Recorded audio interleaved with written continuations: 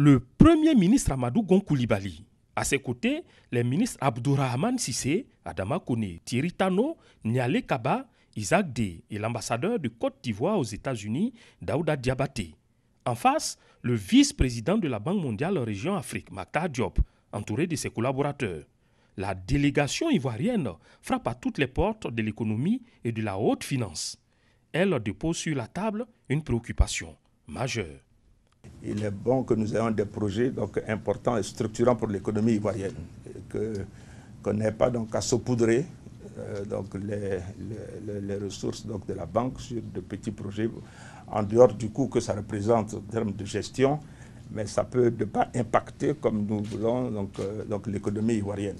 Donc souhaiter un appui budgétaire au niveau de la banque qui soit à la mesure du déficit tel que nous l'avons pour 2017. Et nous avons eu la dernière mission du fonds qui nous a permis de nous accorder de manière définitive sur le profil du déficit de 2017 à 2019.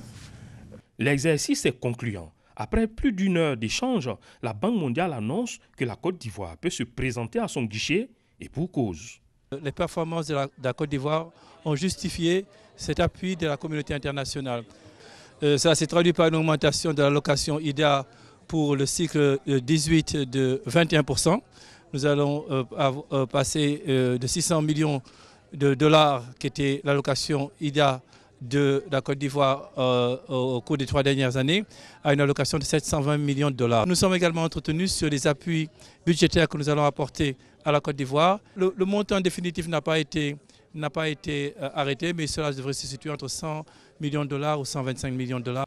La détermination de maximiser chaque instant de sa présence aux assemblées de printemps de la Banque mondiale et du FMI pour renforcer l'estime de la Côte d'Ivoire auprès des bailleurs de fonds conduit le Premier ministre au siège de la Société financière internationale, SFI. Là, il est question de donner une bouffée d'oxygène financière nécessaire aux petites et moyennes entreprises. Au niveau des PME, on a tous les deux reconnu qu'en effet, il y avait un besoin de financement des PME et que côté AFC, on est prêt à travailler avec les banques locales. La façon dont on travaille, c'est à travers les banques locales. Troisième étape de cette matinée au pas de course, retour au siège de la Banque mondiale.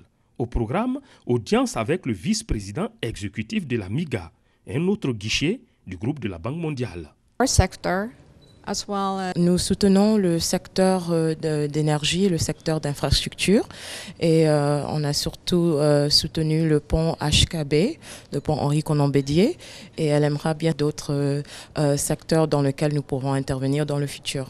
Au total, une journée heureuse donc pour la Côte d'Ivoire qui décroche non seulement un relèvement substantiel lors du concours du groupe de la Banque mondiale au budget, mais aussi l'amélioration du prêt IDA 18. Les visites aux institutions de Bretton Woods pratiquement terminées, en tout cas en ce qui concerne la journée de ce vendredi 21 avril 2017, le Premier ministre entame une série d'audiences à son hôtel, au Watergate Hotel. Il sera reçu le dimanche prochain par la directrice générale du Fonds monétaire international, Christine Lagarde, et le président du groupe de la Banque mondiale, Jin Yam Kim.